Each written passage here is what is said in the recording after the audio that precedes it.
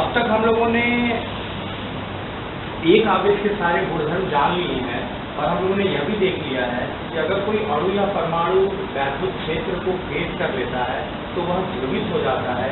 इस अवस्था में उसके पास अतिरिक्त ऊर्जा आ जाती है, इसे हम वैद्युत द्विध्रुव कहते हैं। और कोई राशि अगर वैद्युत द्विध्रुव है, राशि का मतलब तत्व या पदार्थों से है, वैद्युत द्विध्रुव की अवस्था में है, तो उसकी आंशिक गणना के लिए हम लोगों ने वैद्युत द्विध्रुव के आघूर्ण P को परिभाषित किया था। उस P को निकाल कर हम यह जान सकते हैं कि कितना वैद्युत द्विध्रुव प्रबल है। आज हम लोग को वैद्युत द्विध्रुव के बहुत सारे उदाहरण और उसके गुणधर्म देखते हैं। सबसे पहली चीज आपको यह देखनी होगी कि अगर कोई अणु या परमाणु द्विध्रुवित अवस्था में है तो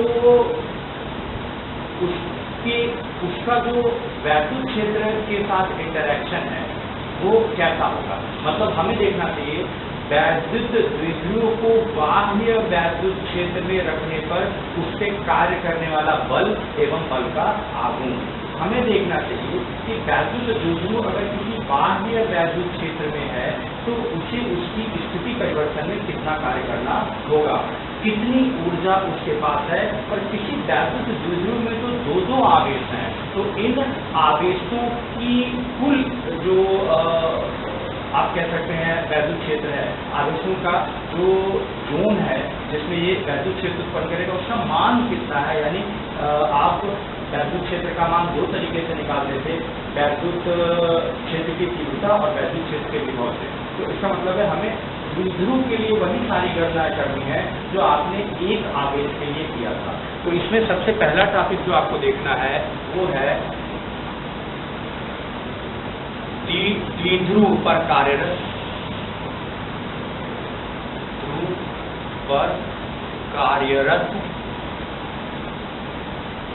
बल एवं बल का आघूर्ण।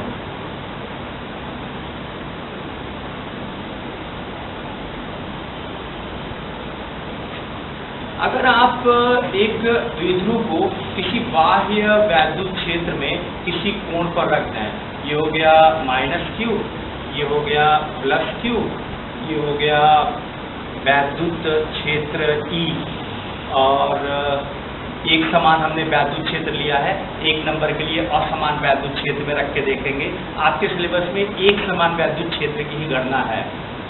हाँ, IIT और नीट के एग्जाम में जाएंगे या UPTU लेवल के एग्जाम में जाएंगे तो आपको असमान वैद्युत क्षेत्र की गणना भी मिल सकती है। तो अगर हमने इस वैद्युत द्विध्रुव को इस वैद्युत क्षेत्र में थीटा कोण पर रख दिया तो आपको क्या लग रहा है, ये इस अवस्था में पड़ा रहेगा? ऐसा नहीं।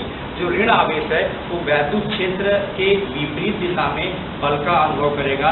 इसको बोलेंगे F on -q, और उसी टाइम पर जो +q है वो इस वैद्युत क्षेत्र की दिशा में बल का अनुभव करेगा। इसको बोलेंगे धन आवेश पर बल। अब चाहे ये वाला बल हो चाहे ये वाला बल हो, एक समान वैद्युत क्षेत्र में है तो बल का मान समान होगा। तो इसका मतलब अगर हम वैल्यू की बात करें, F- का आंशिक मान या F+ का आंशिक मान, तो आपको पता है आवेश Q जब E वैद्युत क्षेत्र में होता है तो बल QE का अनुभव करता है। इस तरीके से ये हो जाएगा QE। अब जितना इधर खिंचा रहा है उतना ही इधर खिंचा रहा है, तो Fnet तो शून्य हो गया ना, यानी न तो ये दाहिने साइड खिसक पाएगा न तो ये बाएं साइड खिसक पाएगा। इसका मतलब रेखीय गति नहीं कर सकता, नेट बल शून्य है। लेकिन अपने द्रव्यमान केंद्र पर घूम जाएगा। ये कैसे? यानी बल का आघूर्ण काम कर रहा है। कैसे? अगर इसका द्रव्यमान केंद्र ये ले तो ये L और L हो जाएगा, L लेते हैं ना बीच की दूरी, तो L और L हो जाएगा। और अगर हम इस F- को पीछे बढ़ाएं और F+ जहाँ काम कर रहा है वहाँ से ये दूरी नापे, होता है ना, दो बल हैं और उनके बीच ये लांबिक दूरी है, तो बल गुणे लांबिक दूरी बल का आघूर्ण कहलाती है। और जब बल बराबर मान के होते हैं तो इनको हम कपल कहते हैं। यानी कि ये हो जाएगा है तो बल का आघूर्ण, लेकिन ये कपल के नाम से जाना जाता है। क्यों? क्योंकि दोनों बल के मान समान है। तो यहाँ अगर हम किसी तरीके से ये निकाल लेते तो किसी एक बल का मान गुणे ये लांबिक दूरी इस पर कार्यरत बल के आघूर्ण की गणना करा देता। मतलब जैसे ये दोनों बल आएंगे पट से, इसको ऐसे और इसको ऐसे, टाउ, टार्क या बल का आघूर्ण टाउ से निरूपित करते हैं, घुमाने का प्रयास करेंगे और जब घुमाएंगे तो यह वैद्युत क्षेत्र रेखा पर संरेखित हो जाएगा। अलाइनमेंट ऑफ इलेक्ट्रिक डाइपोल, यह संरेखित होगा तो उस स्थिति में हम लोग को देखना है।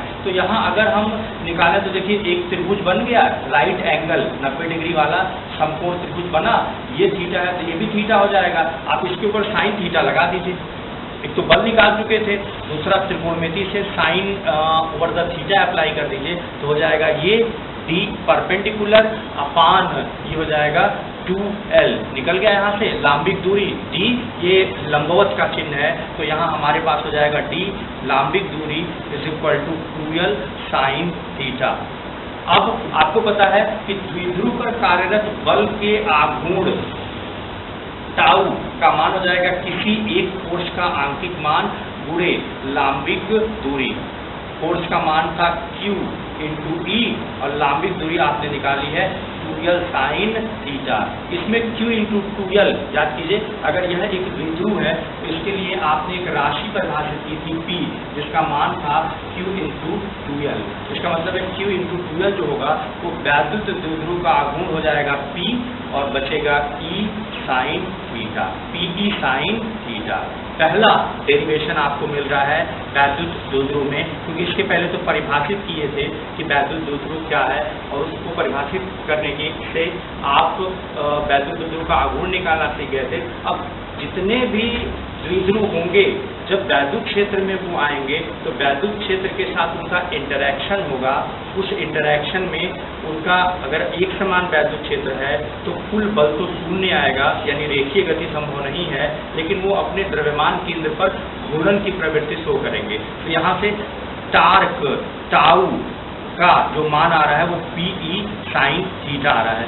आपको पता है ये आंकिक मान के लिए होगा, आपको पता है। अच्छा यूनिट की बात कर रहे हैं तो होता है न्यूटन मीटर, होता है कहाँ से, यहाँ से ना न्यूटन मीटर, तो ये न्यूटन मीटर हो गया, वही जो क्लास 9-10 में हुआ करता है। आपको पता है कि द्विध्रुव का आघूर्ण एक सदिश राशि है, वैद्युत क्षेत्र एक सदिश राशि है और टाउ भी एक सदिश राशि है। तो सदिश राशियों का गुणन जो है वो सदिश राशि दे रहा है, तो सदिश गुणन या वेक्टर गुणन कहते हैं, क्रॉस प्रोडक्ट से लिखते हैं। यानी वेक्टर फॉर्मेट में अगर जाएं तो वेक्टर टाउ हो जाएगा vector P cross vector E।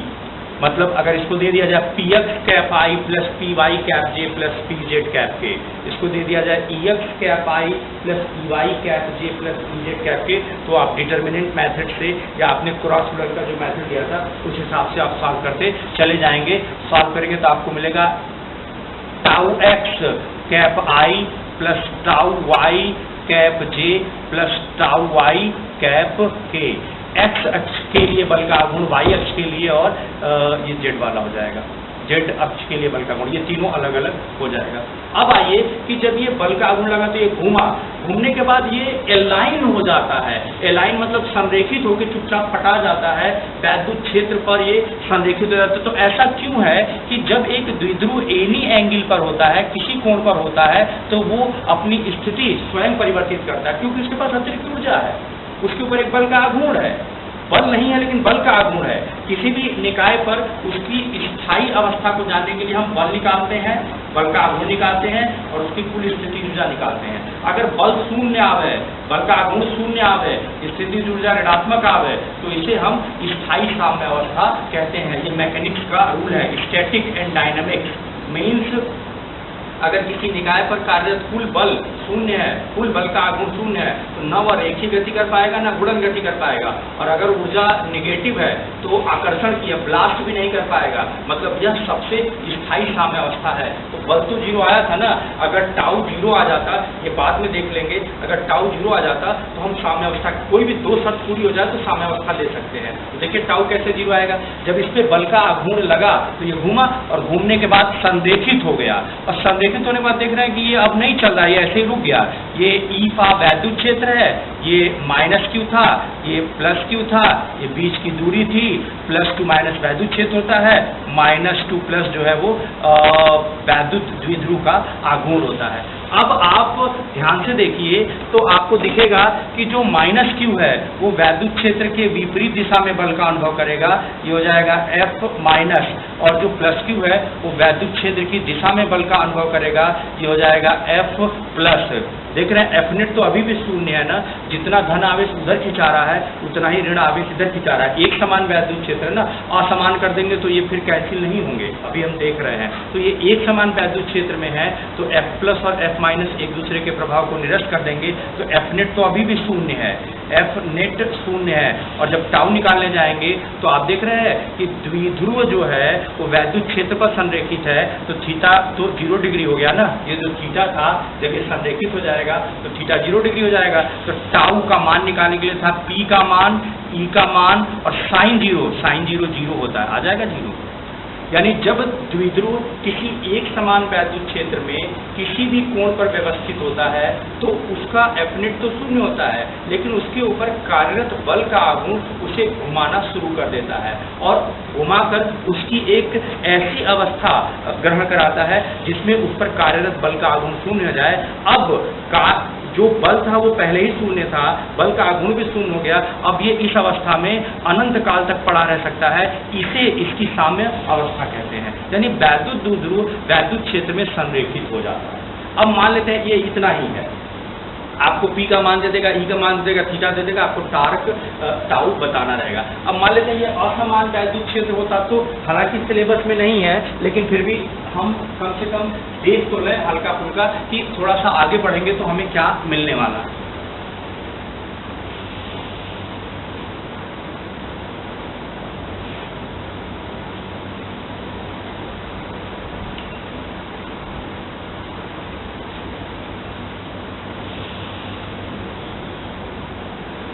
अगर असमान वैद्युत क्षेत्र है तो मेरे ख्याल से 2019 में यूपीटीयू में एमएमयूटी का जो एग्जाम हुआ था उसमें पूछ दिया था, तो वो क्वेश्चन कुछ ऐसे था, देख लीजिए सारे जो भी चीज पूछे गए छोटे छोटे। ये एक द्विध्रुव है, ठीक है, ये असमान वैद्युत क्षेत्र है, यहाँ वैद्युत क्षेत्र प्रबल है, बल ज्यादा होगा आवेश पर, यहाँ वैद्युत क्षेत्र निर्बल है, आवेश पर बल कम होगा।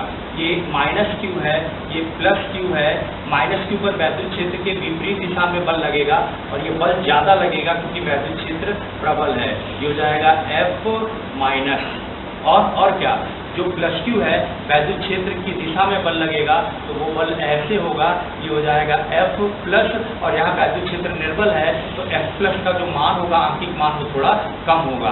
देख रहे हैं प्लस क्यू पर जो बल है वो कम है, माइनस क्यू पर बल ज्यादा है, यानी ये बाईं तरफ शिफ्ट होने लगेगा, यानी यहाँ एफ नेट सर्वाइव कर रहा है, एफ नेट का मान आ रहा है।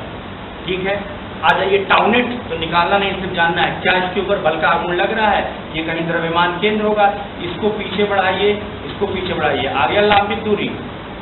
आपको पता है ये वाला बल गुणे ये वाला लांबिक दूरी, तो इसका टाउ निकल जाएगा, और ये वाला बल और गुणे ये लांबिक दूरी, क्लियर है, तो इसका बल का आघूर्ण निकल जाएगा। और जब दिशा देखेंगे तो दिशा ऐसे आएगी, यानी कि ये क्लॉकवाइज है, दोनों जुड़ जाएंगे, ये फट से घूम जाएगा, यानी कि एफ नेट भी लगता है और टाउ नेट भी लगता है। आपसे यही पूछा था कि अगर किसी वैद्युत द्विध्रुव को एक ऐसे वैद्युत क्षेत्र में रखा जाए जो असमान वैद्युत क्षेत्र में है तो उस स्थिति में उस पर कौन कौन सी चीजें कार्य करेंगी।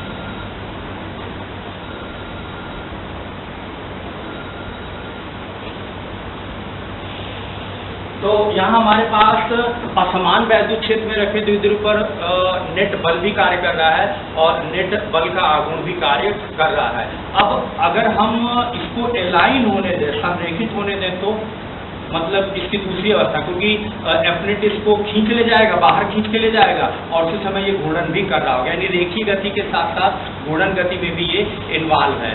अगर मान लेते हैं संरेखित हो गया तो उस अवस्था में क्या इसकी संरेखित अवस्था साम्य अवस्था कहलाएगी? आंसर है नहीं। क्यों नहीं?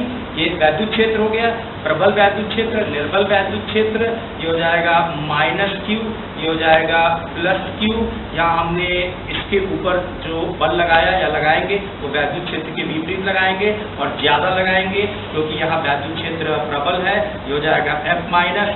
वैद्युत क्षेत्र की दिशा में बल का अनुभव करेगा, निर्बल है वैद्युत क्षेत्र तो बल कम होगा, ये हो जाएगा एफ प्लस। तो एफ नेट तो शून्य नहीं हुआ ना, इतने में से इतना माइनस करेंगे तो थोड़ा सा बचेगा ना, यानी ये बाएं साइड में खिसकने लगेगा, यानी एफ नेट तो अभी भी शून्य नहीं हुआ। तो एफ नेट के शून्य न होने की वजह से ये साम्यावस्था में नहीं हुआ, लेकिन टाउ शून्य हो गया। टाउ मतलब बल का आघूर्ण, क्यों? क्योंकि बल एफ प्लस को पीछे बढ़ाइए, एफ माइनस को पीछे बढ़ाइए, लंबी दूरी नहीं आ रही, मर्ज हो जा रहे हैं, यानी कि इसका टाउ जो होगा वो शून्य हो जाएगा। लेकिन ये स्थायी साम्यावस्था में नहीं है, क्यों? क्योंकि एफ और टाउ दोनों शून्य होना चाहिए था। तो जब कोई वैद्युत द्विध्रुव असमान वैद्युत क्षेत्र में आता है और एनी एंगल पर होता है, किसी कोण पर व्यवस्थित होता है, तो बल और बल का आघूर्ण दोनों कार्यरत होते हैं, और जब वो संरेखित हो जाता है तो बल का आघूर्ण तो शून्य हो जाता है, किंतु कुल बल शून्य नहीं होता। इसलिए असमान वैद्युत क्षेत्र में रखा गया वैद्युत द्विध्रुव कभी भी अपनी साम्यावस्था में नहीं पहुंच पाता है। दूसरा जाइए, द्विध्रुव अगर स्थिति परिवर्तन करना चाहता है तो इस प्रक्रिया में कार्य करना होगा। इसका यह कार्य इसकी स्थिति ऊर्जा कहलाएगा। इस ऊर्जा का इस्तेमाल हम वैद्युत ऊर्जा के रूप में करने वाले हैं। यानी वैद्युत द्विध्रुव अगर अपनी स्थिति परिवर्तित कर रहा है या हम चाहते हैं वो अपनी स्थिति परिवर्तित करे, तो हमको उसके ऊपर एक कार्य करना पड़ेगा, और जब हम उसको मुक्त करेंगे तो वो जितना कार्य करके उसने अपनी स्थिति परिवर्तित की थी उतना कार्य वो हमें वापस करेगा, जो हमें ऊर्जा वैद्युत ऊर्जा के फॉर्म में वापस मिलेगी। तो यहाँ हम दूसरा जो डेरिवेशन देखने जा रहे हैं वो डेरिवेशन है वैद्युत द्विध्रुव को घुमाने में कृत कार्य। वैद्युत द्विध्रुव को घुमाने में कृत कार्य।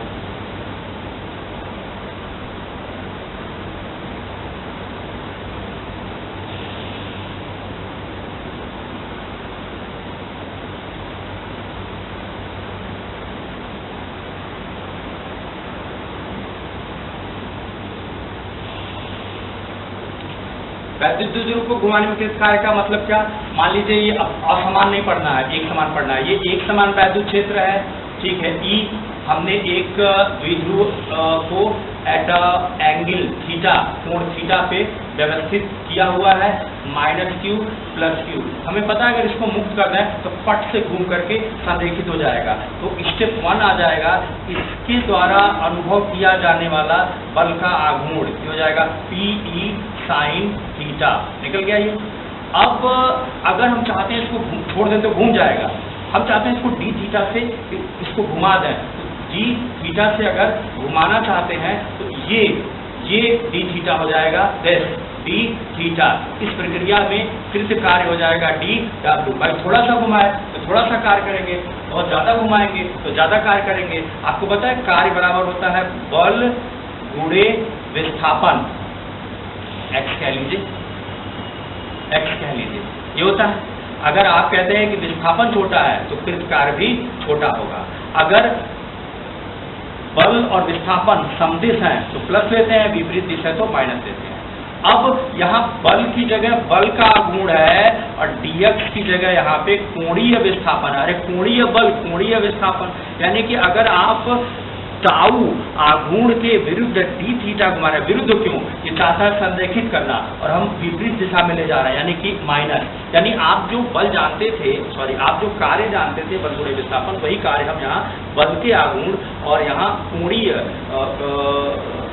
विस्थापन के संदर्भ में लिख रहे हैं, और माइनस इसलिए कि विपरीत ले जा रहे हैं। अगर वापस आने देंगे तो प्लस हो जाएगा। मतलब एक द्विध्रुव जब थीटा d थीटा कोण से घूमने का प्रयास करता है या d थीटा कोण से घुमाया जाता है तो कृत कार्य का मान होता है -टाउ d थीटा। में टाउ खोल दीजिए, हो जाएगा -Pe sin theta d theta. इसको इंटीग्रेट कर दीजिए, क्या कहते हैं? अवकलन, समाकलन कहते हैं। क्यों समाकलन कर रहे हैं? इतने छोटे से कोण पर घुमाने का कार्य dw है, तो हम तो चाहते हैं सम थीटा 1 से इसको सम थीटा 2 तक ले जाए, मतलब थीटा 1 से थीटा 2 तक घुमाने में किया गया कुल कार्य, थीटा 1 से थीटा 2 तक घुमाने में किया गया कुल कार्य हो जाएगा इंटीग्रल dw थीटा 1 से थीटा 2 = इंटीग्रल थीटा 1 से थीटा 2। ये हो जाएगा -Pe sin थीटा। ये हो जाएगा कुल कृत कार्य W माइनस डी थीटा भी है, माइनस बाहर ले लीजिए, पीई बाहर ले लीजिए, integral sine theta d theta ये हो जाएगा theta 1 to theta 2, integral sine theta minus cos theta होता है, रट लीजिए।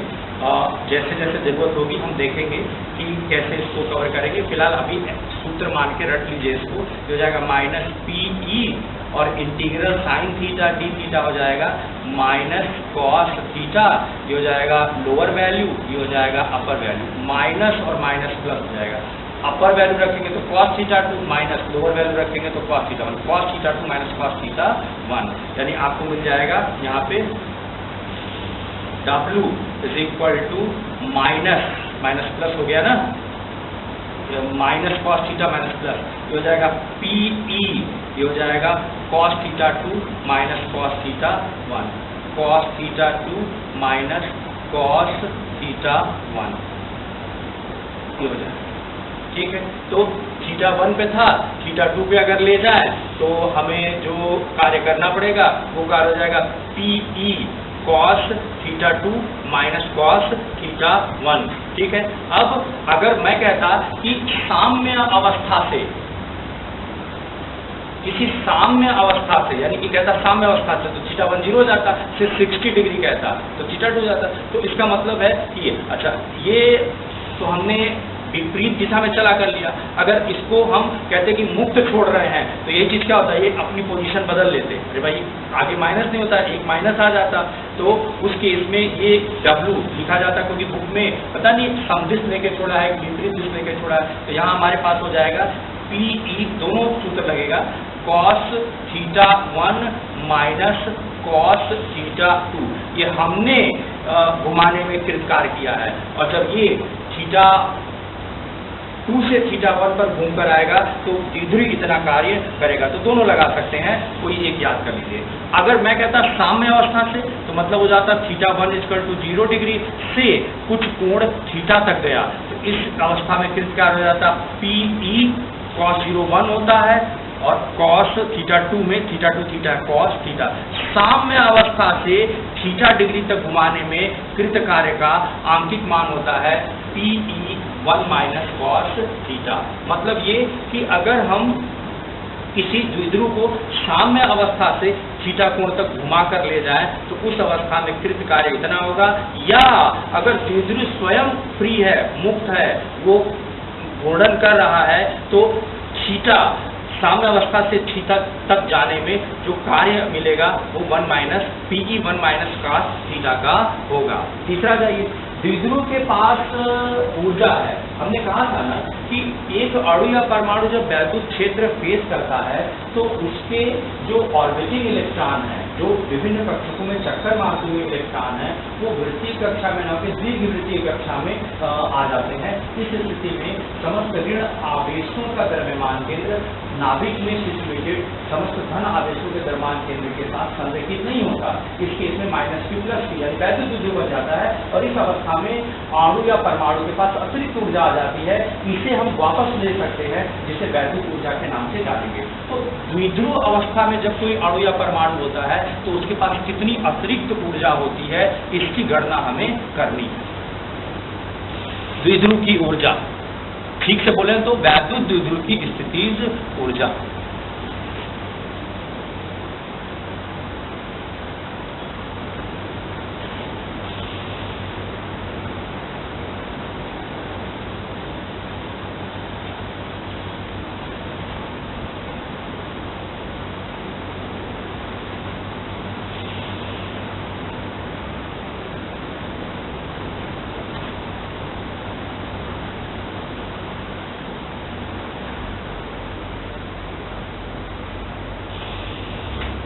आप ऐसे समझिए कि कोई एक वैद्युत क्षेत्र है और उसमें आपने द्विध्रुव को ऐसे 90 डिग्री पर रखा है। क्यों 90 डिग्री पर रखा है वो भी देख लीजिए। Minus Q plus Q, minus Q वैद्युत क्षेत्र के विपरीत बल का अनुभव करेगा, ठीक है, और जो धन आवेश है वैद्युत क्षेत्र की दिशा में बल का अनुभव करेगा। F नेट शून्य हुआ ना, F नेट शून्य होने का मतलब समझ रहे हैं ना, जितना दाहिने साइड में बल है उतना ही बाएं साइड में बल है, तो F नेट शून्य हुआ मतलब रेखीय गति नहीं करेगा। F net is equal to शून्य। ठीक है, अभी ये 90 डिग्री पर है, लेकिन अगर इसको फ्री छोड़ दें है तो जैसे ही फ्री छोड़ेंगे फट से अपनी इस 90 डिग्री की अवस्था को छोड़कर घूम करके संरेखित होने का प्रयास करेगा। अब हम कहते हैं कि मान लेते हैं छोड़ दिया और थोड़ी देर में हमने इसको पकड़ लिया, हमें यहाँ दिख रहा है ये, यानी ये पहले 90 पर था, अभी ये थीटा पर दिख रहा है। कहते हैं 90 डिग्री से थीटा डिग्री तक आने में इसने जो कार्य किया वही कार्य इसकी इस थीटा डिग्री पर स्थिति ऊर्जा है। इसका मतलब है कि 90 से थीटा डिग्री तक आने में ये जो कुल कार्य करेगा इसे हम वैद्युत द्विध्रुव की इस थीटा कोण पर स्थिति ऊर्जा बोलेंगे। यानी कि इस थीटा कोण पर द्विध्रुव की ऊर्जा होती है 90 डिग्री से थीटा डिग्री पर आने में जो भी ये कार्य हमें दे सकेगा वही कार्य इस द्विध्रुव की स्थिति ऊर्जा कहलाएगी। ये आपको याद करना पड़ेगा। आगे बढ़िए, 90 थीटा TW होता है tau D theta, plus minus को हम बाहर से भी देख सकते हैं कि हम उसको मुक्त रूप से छोड़ रहे हैं तो प्लस, और अगर हम विपरीत चला रहे हैं तो माइनस। नाउ टाउ हो जाएगा P साइन थीटा से, हो जाएगा 92 थीटा, और टाउ हो जाएगा P E साइन थीटा, ये हो जाएगा D थीटा। ठीक है, PE बाहर कर लीजिए, ये हो जाएगा PE sine theta D theta, ये हो जाएगा 92 थीटा।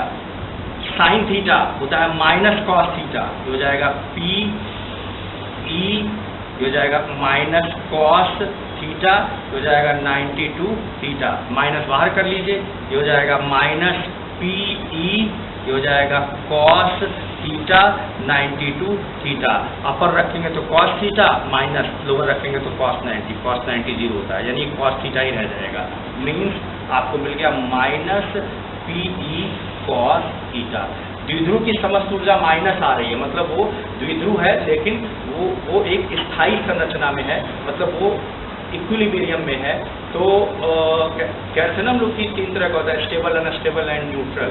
स्थायी साम्यावस्था, अस्थायी साम्यावस्था एंड उदासीन साम्यावस्था। तो ये स्थायी साम्यावस्था में है, मतलब ये टूटेगा नहीं, ये सिर्फ अपनी स्थिति परिवर्तन करेगा। उस स्थिति परिवर्तन में जिसमें अपनी जगह से हटना है तो ये हट तो नहीं रहा, लेकिन अपनी जगह पे आघूर्ण शो कर रहा है, घूम रहा है, इस प्रक्रिया में कार्य हो रहा है और उस कार्य की ऊर्जा इसकी स्थिति ऊर्जा है। तो ये आ गई माइनस P कॉस थीटा। इसका मतलब है अगर एक वैद्युत क्षेत्र E है उसमें एक द्विध्रुव जो है वो थीटा पर है, तो यहाँ इसकी जो स्थितिज ऊर्जा होगी वो माइनस PE कॉस थीटा लिखेंगे। ये 2 नंबर का डेरिवेशन आपको मिलता है, यहाँ पे 2 नंबर के लिए आपको ये डेराइव करना होता है। अब अगर theta is equal to 0 degree हो, मतलब संरेखित हो जाए, तो देखिए u theta is equal to हो जाएगा माइनस PE।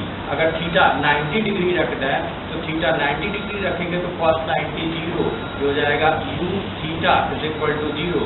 अगर 180 कर दें तो 180 कर दें तो उस केस में थीटा इज इक्वल टू 180 के केस में जो u थीटा है वो हो जाएगा cos 180 -1 होता है और ये माइनस +1 हो जाएगा प्लस PE।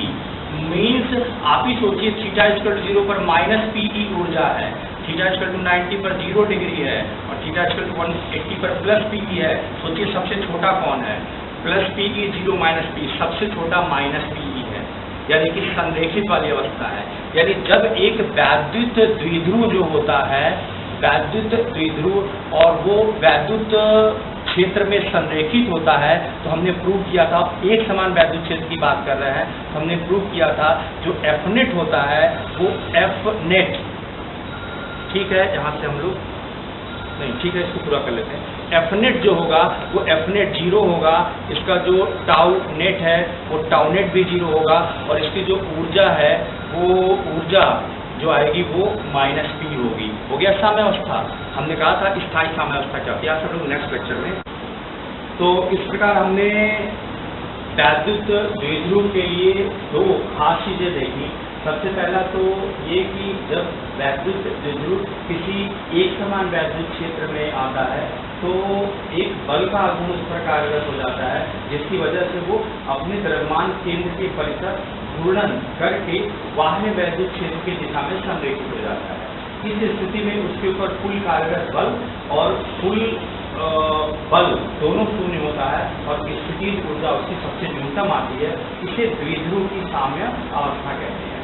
दूसरा हम लोगों ने जो देखा था वो ये कि जब हम द्विध्रुव की स्थिति परिवर्तन करने का प्रयास करते हैं किसी वैद्युत क्षेत्र में, तो हमें इसके लिए कृत कार्य करना होता है, हमें इसके लिए कार्य करना होता है। इस कार्य का मान हमने निकाला था कि θ1 से θ2 तक अगर आप घुमा के ले जाएं तो कार्य का मान TE cos θ1 माइनस cos θ2 या TE cos θ2 माइनस cos θ1 होगा। साम्य अवस्था से घुमाकर किसी कोण पर ले जाने का प्रयास कर रहे हैं तो उस स्थिति में PE1 माइनस cos θ आया था। और इसके बाद हम लोगों ने देखा था कि जब कोई अणु या परमाणु बाह्य वैद्युत क्षेत्र के प्रभाव से वैद्युत द्विध्रुव में परिवर्तित होता है तो उसकी एक अतिरिक्त ऊर्जा आपको मिलती है जिसे वैद्युत द्विध्रुव की स्थितिज ऊर्जा कहते हैं। उस स्थितिज ऊर्जा को भी हम लोगों ने कैलकुलेट किया था कि इसकी वैल्यू माइनस PE cos θ के बराबर आती है। और हम लोग देखा था कि अगर θ 0 डिग्री लेते हैं तो उस केस में द्विध्रुव की स्थितिज ऊर्जा सबसे न्यूनतम आती है और स्थितिज ऊर्जा न्यूनतम आने का मतलब यह अपनी साम्य अवस्था में होता है, यानी द्विध्रुव की साम्य अवस्था जो है वो वैद्युत बल रेखाओं की दिशा में संरेखित होना है। आज में आप देखिए कि किसी भी द्विध्रुव के चारों ओर उसका खुद का अपना एक वैद्युत क्षेत्र है, जिसे हम वैद्युत क्षेत्र की तीव्रता या वैद्युत विभव के संदर्भ में ज्ञात कर सकते हैं। तो एक आवेश का वैद्युत क्षेत्र एवं विभव तो आपने निकाला था, लेकिन आपने वैद्युत द्विध्रुव के लिए इसे नहीं निकाला है। तो वैद्युत द्विध्रुव में एक प्लस Q होता है, एक माइनस Q होता है और एक निश्चित दूरी पर समायोजित होते हैं। अब इस द्विध्रुव के लिए दो स्थिति में आपको वैद्युत क्षेत्र की तीव्रता निकालनी होती है और उसी दो स्थिति में आपको वैद्युत क्षेत्र का विभव निकालना होता है। तो आज में हम लोग देखने जा रहे हैं वैद्युत क्षेत्र, जो द्विध्रुव है उसका वैद्युत क्षेत्र कितना होगा, वैद्युत क्षेत्र की तीव्रता कितनी होगी। तो अगर हम वैद्युत क्षेत्र की द्विध्रुव के वैद्युत क्षेत्र की गणना करें, द्विध्रुव के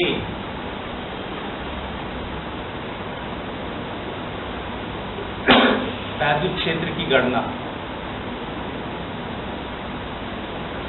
द्विध्रुव के वैद्युत क्षेत्र की गणना, तो आप ऐसे समझिए कि अगर ये एक द्विध्रुव है, अब ये बाह्य क्षेत्र में नहीं है, इसको निकाल के ले आइए बाहर और अब देखते हैं इसका अपना खुद का वैद्युत क्षेत्र कितना है, क्योंकि इसके जैसे जो और द्विध्रुव होंगे वो इसके वैद्युत क्षेत्र के प्रभाव में होंगे और उनको अपनी स्थिति परिवर्तित करने में कार्य करना पड़ रहा होगा, जो हम स्थिति ऊर्जा के रूप में ज्ञात करेंगे। तो अभी तक हमने इसके पहले द्विध्रुव के वैद्युत क्षेत्र की बात नहीं की थी, हमने कहा था द्विध्रुव पर वैद्युत क्षेत्र का क्या प्रभाव होता है। तो बल का आघूर्ण आता है, बल आता है, कार्य करना पड़ता है स्थिति परिवर्तन के लिए और इसकी खुद की संरचना की स्थिति ऊर्जा होती है या स्थिति की इसके स्थिति विशेष की एक ऊर्जा होती है। स्थिति विशेष का मतलब अगर ये 30 डिग्री पर है, 40 डिग्री पर है, 45 डिग्री पर है, तो हर अवस्था में इसकी स्थिति ऊर्जा अलग अलग आएगी और जब ये संरेखित या अपने न्यूनतम ऊर्जा अवस्था में जाने का प्रयास करेगा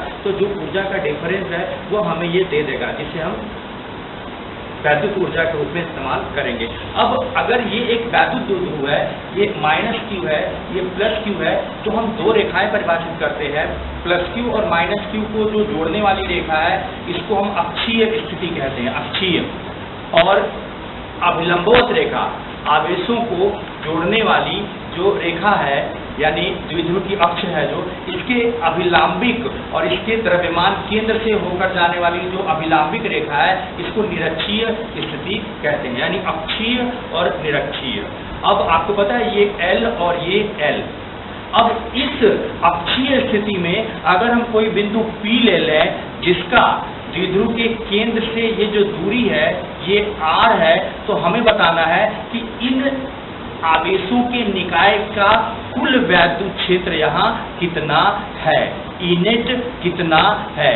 इसके लिए आपको क्या करना होगा, प्लस Q का P पर आपको वैद्युत क्षेत्र निकालना होगा, माइनस Q पर आपको P का वैद्युत क्षेत्र निकालना होगा, वैद्युत क्षेत्र की दिशा देखनी होगी और अब वेक्टरों के योग के अनुसार आपको नेट वैद्युत क्षेत्र की गणना करनी होगी। नाम होगा अक्षीय स्थिति में द्विध्रुव के वैद्युत क्षेत्र के तीव्रता की गणना। अगर इस रेखा पर हम एक बिंदु P ले लेते, जबकि ये द्विध्रुव के कॉमन सेंटर से r दूरी पर है, तो निरक्षीय स्थिति कहते। अब हमें यहाँ देखना पड़ता कि यहाँ नेट वैद्युत क्षेत्र का मान कितना है। कैसे पता चलता? -q का यहाँ वैद्युत क्षेत्र निकालते, +q का वैद्युत क्षेत्र निकालते, दिशा देखते अर्थात कोण देखते, और वेक्टर के एडिशन सदिशों के योग के नियमानुसार हम यहाँ परिणामी वैद्युत क्षेत्र की तीव्रता ज्ञात करते। नाम होगा द्विध्रुव की निरक्षीय स्थिति में वैद्युत क्षेत्र की गणना। यही काम विभव के लिए करेंगे। विभव, अगर हम अक्षीय स्थिति में बिंदु P पर जानना चाहें इसका विभव कितना है, तो हमें +q का यहाँ विभव ढूंढना होगा, -q का यहाँ विभव ढूंढना होगा, और विभव एक स्केलर अदिश राशि है तो डायरेक्ट चिन्ह परिपाटी से इनको उठा के जोड़ देना होगा। फिर जब हम निरक्षीय स्थिति में विभव की गणना करना चाहेंगे तो इस स्थिति में इसका यहाँ कितना विभव है, इसका यहाँ कितना विभव है, उठा के दोनों को ऐड कर देंगे तो काम हो जाएगा। यानी आपको 4 बड़े डेरिवेशन देखने हैं। इस 4 में से एक आपके बोर्ड में 1.5 नंबर या 2 नंबर में पूछा जाता है, साथ में इस पर आंशिक प्रश्न भी आता है। तो चलिए हम सबसे पहले देख रहे हैं द्विध्रुव के वैद्युत क्षेत्र की गणना अक्षीय स्थिति में, यानी अक्षीय स्थिति में द्विध्रुव के वैद्युत क्षेत्र की गणना। हम डायग्राम दोबारा बना रहे हैं।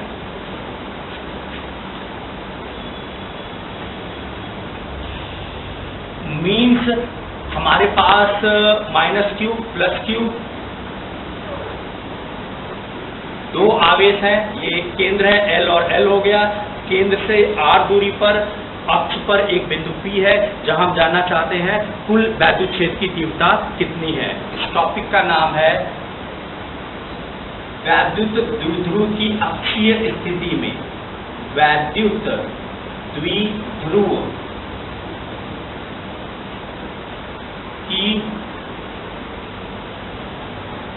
अक्षीय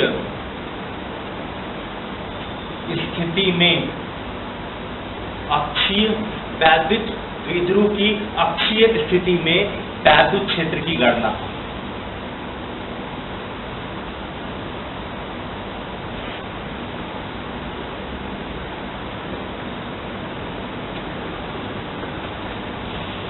ये एक वैद्युत द्विध्रुव हो गया, ठीक है। ये इतना L हो गया, इधर से ये इतना L हो गया। अब R में से आप L हटाएंगे तो आपको ये दूरी पता चल जाएगी, R - L, यानी कि +q से P की दूरी आपको पता चलेगी। ये दूरी है R - L। अब यहाँ एक परीक्षण आवेश रखिए तो +q क्या करेगा? प्रतिकर्षित करेगा, मतलब ये वैद्युत क्षेत्र की दिशा हो गई यहाँ +q की, इसका नाम है E+। ठीक है, मान अभी निकालेंगे। अगर आप फिर यहाँ परीक्षण आवेश रखिए और -q का प्रभाव देखिए तो ये आकर्षित करेगा, तो ये वैद्युत क्षेत्र की दिशा हो जाएगी इस -q की यहाँ E-। देखिए +q के लिए पास है क्योंकि दोनों परिमाण में तो बराबर है, लेकिन +q के लिए दूरी R - L है, और अगर -q से इस बिंदु की दूरी देखेंगे तो R में जब L ऐड करेंगे तो आपको ये दूरी मिलेगी R + L। यानी कि दोनों आवेश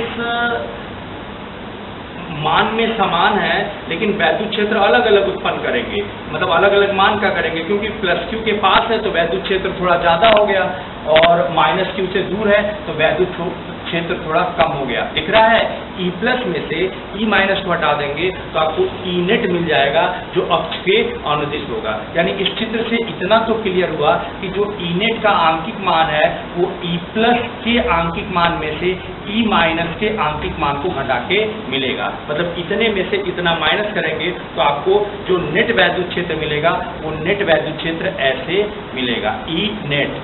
अगर हम पलट दें +q को पहले लिखें -q को तो ये वैद्युत क्षेत्र भी पलट जाएगी, क्योंकि अब -q पास होगा तो इसका आकर्षण ज्यादा होगा, उसका प्रतिकर्षण कम, तो E नेट ऐसे भी आ सकता है। तो हमें उससे नहीं मतलब है, मतलब अक्षीय स्थिति में जो नेट वैद्युत क्षेत्र होता है वो उसी अक्ष पर समायोजित होता है या उसी अक्ष पर मर्ज होता है। अब E नेट की वैल्यू हम E+ - E- को सॉल्व करके निकालेंगे। आ जाएगी। E+ का आंकिक मान कैसे मिलेगा? E प्लस, आपको पता है वैद्युत क्षेत्र में चिन्ह नहीं लेते हैं आवेशों का, तो E प्लस हो जाएगा 1/4 पाई एप्सिलॉन नॉट Q अपान ये दिस, ये हो जाएगा R माइनस L का वर्ग, और इसका वैद्युत क्षेत्र वहां निकालेंगे तो ये दूरी लेंगे R प्लस L, ये हो जाएगा E minus is equal to 1/4 pi epsilon naught, ये हो जाएगा Q upon R plus L का होल स्क्वायर। हमने इस चित्र की सहायता से प्लस Q का यहाँ वैद्युत क्षेत्र का आंतरिक मान निकाल लिया, माइनस Q के वैद्युत क्षेत्र का आंतरिक मान निकाल लिया। अब उठा के वहाँ भर दीजिए, यानी E नेट चित्र से आपको दिख रहा है कि E प्लस में से हमें E माइनस को माइनस करना होगा। E plus 1/4 pi epsilon not Q upon R minus L whole square minus 1/4 pi epsilon not Q upon R plus L whole square, ये मिला। अब इसको सॉल्व करके देख लेते हैं, चलिए सॉल्व करते हैं। जो कॉमन है उसको बाहर निकालिए, 1/4 पाई एप्सिलॉन नॉट Q इसमें भी है, 1/4 पाई एप्सिलॉन नॉट Q इसमें भी है, बाहर निकालिए। 1/4 पाई एप्सिलॉन नॉट Q बाहर निकालिए, तो ये बचेगा 1/, ये इक्वल टू चल रहा है, upon R minus L whole square minus 1/R plus L का होल वर्ग, ये हो जाएगा। ना इसको यहाँ दे दीजिए, इसको यहाँ दे दीजिए, और नीचे ये कॉमन कर लीजिए। क्या कहते हैं, लघुत्तम समापवर्ग 1/4 पाई एप्सिलॉन नॉट Q, इसको यहाँ देंगे तो R plus 1 whole square minus R, sorry 1 नहीं था, R प्लस L था, L होल स्क्वायर, ये हो जाएगा R minus L whole square अपान, ये हो जाएगा R minus L whole square R plus L whole square. इतना हुआ। चलिए अब इसी को सॉल्व करते चले आना है, यहाँ मिटा के इधर सॉल्व कर रहे हैं।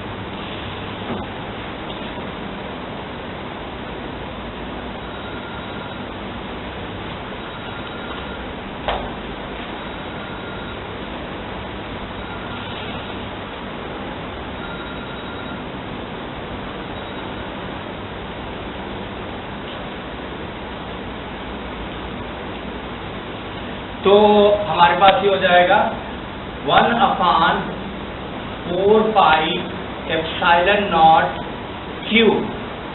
देखिए ये a प्लस बी का वर्ग, a square plus B square plus 2ab, और ये a माइनस बी का वर्ग, a square plus B square minus 2ab से खुलेगा, तो ये हो जाएगा R square plus L square plus 2LR एक जगह, minus R square plus L square minus 2LR एक जगह, अपान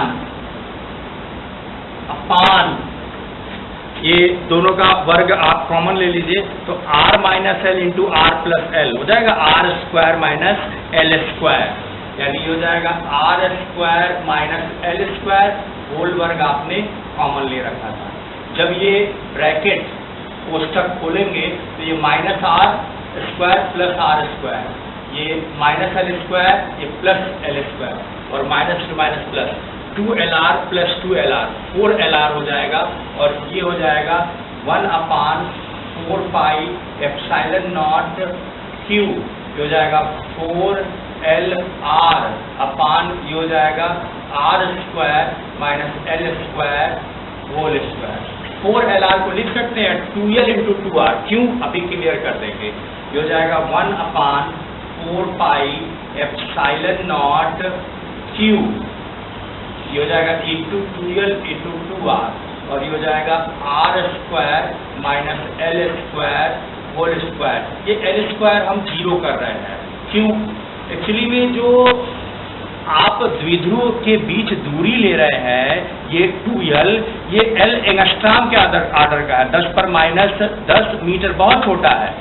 और जब इसका प्रभाव देख रहे हैं तो प्रभाव इसका आप जिस दूरी पर देख रहे हैं वो मीटर सेंटीमीटर किलोमीटर में है, यानी जो r है वो बहुत बड़ा है, वो अणु परमाणु के बाहर है वो बिंदु, तो मीटर सेंटीमीटर में आ गया। और जो 2l या l है वो अणु परमाणु के अंदर आवेशों के बीच की दूरी है, तो एंगस्ट्रॉम में चलेगी ना।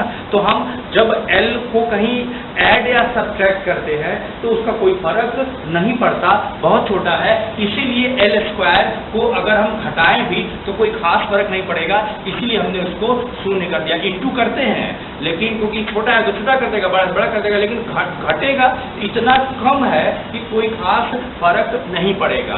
तो आपके पास नेक्स्ट, अच्छा यहाँ इसको देख लीजिए, क्या ये वैद्युत द्विध्रुव का आघूर्ण P नहीं हो गया, तो ये हो जाएगा 1/4 पाई एप्सिलॉन नॉट, ये हो जाएगा P इंटू 2r/r⁴।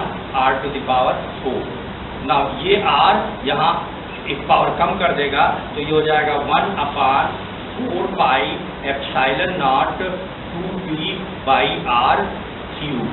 यानी कि आपने, अच्छा यूनिट की बात करें तो वोल्ट पर मीटर या न्यूटन पर कूलम होता है। यानी कि अगर ये एक द्विध्रुव है, ये कोई प्लस कोई माइनस कोई मतलब नहीं, ये माइनस q ये प्लस q, तो इसकी अक्षीय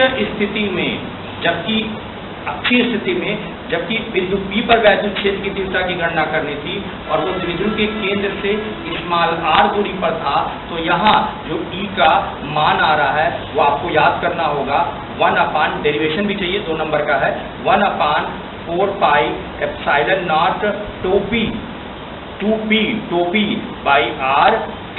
इतना वैद्युत क्षेत्र होता है। यानी द्विध्रुव की अक्षीय स्थिति में वैद्युत क्षेत्र का मान 1/4 पाई एप्सिलॉन नॉट 2p/r³ होता है, और वो इसी लाइन पर या तो डाइपोल की तरफ होगा या डाइपोल से अवे होगा, है उसी लाइन पर।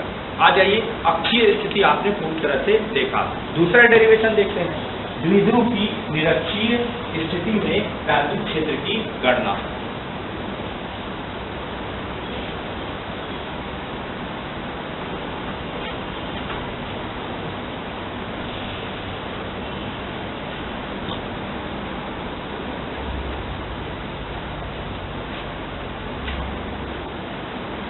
द्विध्रुव की निरक्षीय स्थिति में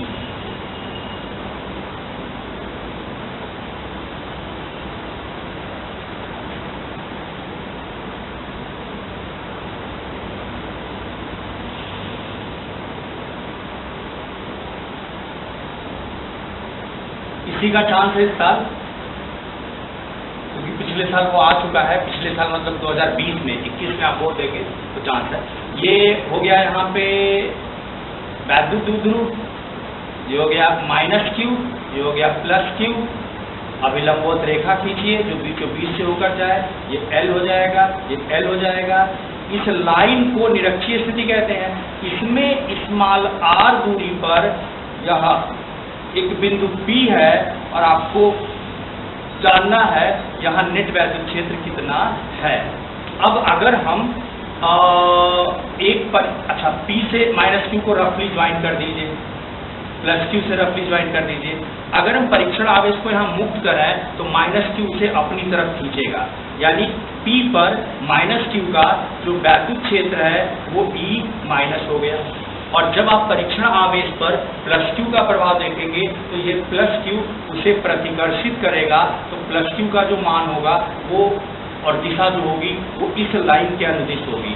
यानी आपको यहाँ +q और -q के 2 वैद्युत क्षेत्र मिल रहे हैं और इतने पर मिल रहे हैं। अगर मान लेते, आगे ढूंढेंगे, ये थीटा है तो ये भी थीटा होगा, क्योंकि ये r है ये l है, तो समरूप हो गया, ये L है ये R है, तो ये भी, यानी ये दोनों बराबर हो गया। अरे √r² + l², ये भी होगा, √r² + l² ये भी होगा। तो अगर ये थीटा है तो ये भी थीटा हो जाएगा। बेनिफिट, अगर ये दोनों अंतःकोण जोड़ जाए तो बहिष्कोण आपको मिल जाएगा, ये 2 थीटा। अब एक वैद्युत क्षेत्र E+ है, एक वैद्युत क्षेत्र E- है, बीच का कोण 2 थीटा है। तो नेट वैद्युत क्षेत्र आपको ढूंढना चाहिए। याद कीजिए, पैरेललोग्राम, समांतर चतुर्भुज के नियम से आप यहाँ नेट वैद्युत क्षेत्र अगर ढूंढने जाए तो इसके समानांतर आप यहाँ खींच सकते हैं और इसके समानांतर आप यहाँ खींच सकते हैं। क्लियर है? नेट वैद्युत क्षेत्र क्या मिल रहा है? ये आपको मिल रहा है नेट वैद्युत क्षेत्र। बड़ी सीधी सी बात है, ये जो नेट वैद्युत क्षेत्र आपको मिलता है ये फिर इसी रेखा के समानांतर है। अगर डिराइव करें तो आएगा इसके समानांतर है। तो जब इस अक्षीय स्थिति में निकाले थे तो भी उसी लाइन के अनुदिश आया था, या चाहे अंदर की तरफ चाहे बाहर की तरफ, और किसी बिंदु पर निकालना है तो वो इसी, इसको बोलते हैं द्विध्रुव की अक्ष के समानांतर आपको मिल रहा है, ऐसे मिल रहा है। अब अगर ये इनेट है तो इसका आंकिक मान कितना है ये गणना करनी है। तो ये सदिशों के नियम के हिसाब से कितना हो जाएगा, ई नेट हो जाएगा under root E plus square, under root का मतलब वर्गमूल से होता है, E plus square plus E minus square plus 2 E plus E minus cos 2 theta. ये यानी कि हमें क्या चाहिए होगा, हमें, ठीक है ना, थीटा थीटा 2 थीटा, हमें ई प्लस स्क्वायर का मान चाहिए होगा, ई माइनस स्क्वायर का मान चाहिए होगा, और ये थीटा ढूंढना पड़ेगा कितना है। रुक जाइए, अगर हम प्लस क्यू का यहाँ वैद्युत क्षेत्र हमने ई प्लस नाम दिया था, निकालने की कोशिश करें तो क्यू अपान दिस का वर्ग, ये कितना हो जाएगा, square root R square plus L square, मतलब ये दूरी कितनी होगी, हो जाएगा under root R square plus L square, ये दूरी हो जाएगा। तो इसका यहाँ वैद्युत क्षेत्र होगा 1/4 पाई एप्सिलॉन नॉट क्यू, चिन्ह लेते नहीं है, अपान दिस का वर्ग, ये हो जाएगा R square plus L square. तो वैद्युत क्षेत्र की दिशा तो दिख ही रही थी, परिमाण जो है इसका आंकिक मान जो है वो ये हो गया। और ई माइनस की अगर बात करें तो ई माइनस हो जाएगा 1/4 पाई एप्सिलॉन नॉट क्यू अपान, ये वाला क्यू अपान दिस का वर्ग, तो ये भी तो under root R square plus L square है, R square plus L square. दिख रहा है कि ई माइनस आंकिक मान में उतना ही है जितना ई प्लस है। तो ई प्लस और ई माइनस का मान ना भर के ये करें कि जहां जहां ई माइनस है उसको भी ई प्लस कर लें। क्लियर है? क्यों? क्योंकि अभी रख देंगे तो काफी बड़ा हो जाएगा ये, तो मतलब ई प्लस को ई प्लस रहने दीजिए, ई माइनस का आंकिक मान ई प्लस के बराबर है तो उसको ई प्लस कर लीजिए, तो थोड़ा सॉल्व करने में आसानी होगी। तो आगे बढ़ते हैं, ये हो जाएगा ई प्लस का वर्ग, ये भी संख्यात्मक रूप से बराबर है ई प्लस का वर्ग plus 2 E plus into E plus into cos 2 theta. अगले स्टेप में देखिए हो जाएगा 2 ई प्लस स्क्वायर, ये नहीं जुड़ेगा, ये तो 2 E plus square cos 2 theta, यानी ये हो जाएगा 2 E plus square plus 2 E plus square cos 2 theta. Next step में क्या करेंगे, 2 ई प्लस स्क्वायर कॉमन ले लीजिए, ये हो जाएगा is equal to under root 2 E plus square common ले लिए, हो जाएगा 1 minus cos 2 theta, 1 plus cos 2 theta. Cos 2 theta को आप रिप्लेस कर सकते हैं 2 कॉस स्क्वायर थीटा माइनस 1 से। बेनिफिट, अगर cos 2 थीटा को इससे खोल देंगे तो 1 और 1 कट जाएगा। अगले स्टेप में हो जाएगा under root 2 E plus square, और ये 1 और ये 1 कट जाएगा तो बचेगा 2 कॉस स्क्वायर थीटा। देखिए अंडर रूट से बाहर आ गया, 2 इंटू 2 का स्क्वायर रूट 2 हो जाएगा, ई प्लस स्क्वायर में से ई प्लस बाहर आ जाएगा, कॉस स्क्वायर थीटा में से कॉस थीटा बाहर आ जाएगा। क्लियर है? करनी के बाहर आ गए ना आसानी से, करनी के बाहर आ गए। अब ई प्लस रख दीजिए, कॉस थीटा रख दीजिए, ई प्लस पता है आपको कितना है, ये हो जाएगा 2 ई प्लस है 1/4 pi epsilon naught Q upon R square plus L square, ये हो गया।